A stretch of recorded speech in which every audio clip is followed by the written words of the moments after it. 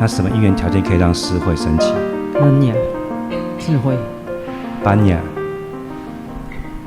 When we talk about wise consideration, what reality are we talking about?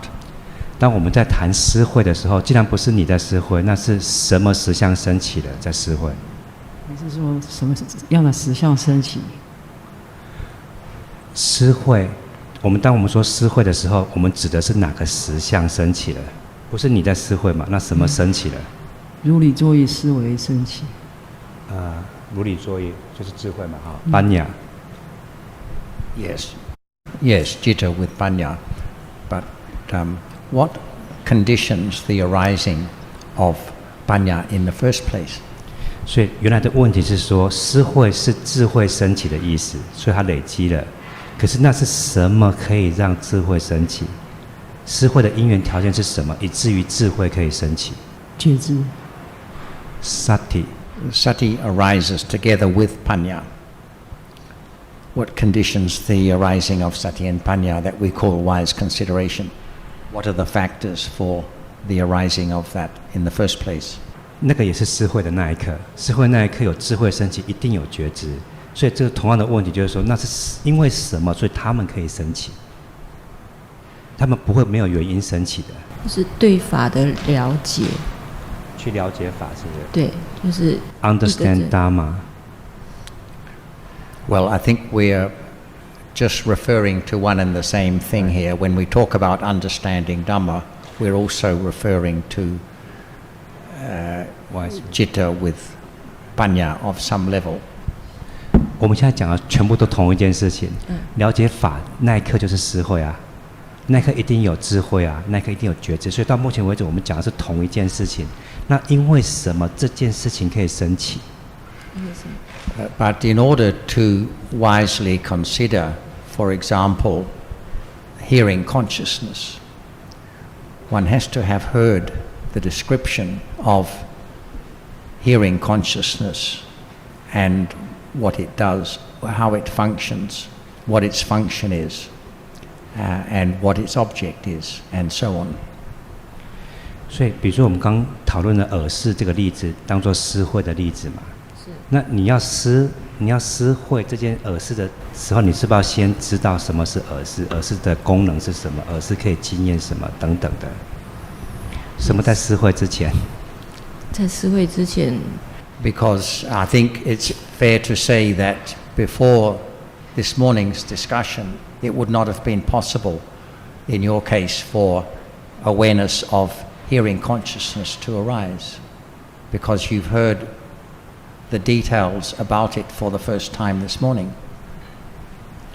就像今天早上一样，你如果没有经过这些什么是耳识的讨论，你不会了解耳识升起有哪些细微的原因条件，你不会去思考耳识，你从来就不会有机会去思考耳识这件事情。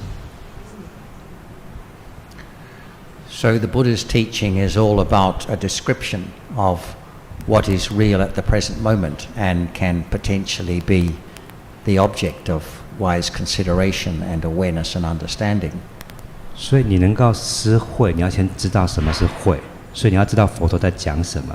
佛陀的教导只是一个描述而已，他的描述可以成为智慧升起的因缘条件。如果他被仔细的思考的话，小心的思考的话。Yes. It's not an instruction to do something, but it is an explanation that needs to be considered over and over in order to appreciate its real meaning. 所以经典呢，佛陀的话呢，并不是关于指示，并不是一个练习的指示，而是在描述真相是什么，成为我们去考虑真相是什么的时候，才有可能智慧升起。所以智慧升起的因缘条件是佛陀的智慧被考虑了。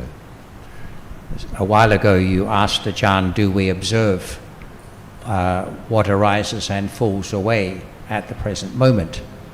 But I think you can appreciate that unless we have a clear understanding of the reality of the present moment, it would not be possible for those things to be the object of awareness and understanding. 刚刚不是有提到说观察现在法的生灭吗？这件事情其实就隐含有一个我在观察了。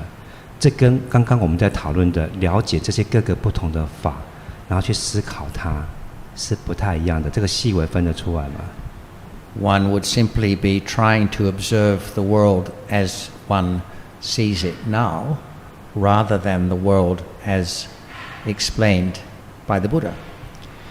因此，这两个的差别，一个是会试着去观察现在正在发生什么，可是另外一个是去了解现在正在了解发生的是什么。So the factors that are necessary for wise consideration to occur in the first place are to hear a helpful explanation of the Buddha's description of the present moment.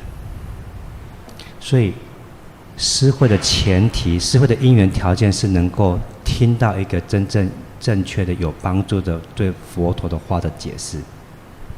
And this can only be heard not by undertaking a practice, but by having the good fortune to meet other people who have already considered and understood the Buddha's teaching. 所以，这个因缘条件会累积的因缘条件，并不是去练习什么，而是非常幸运、非常吉祥的遇到了一个已经经历过这个的人。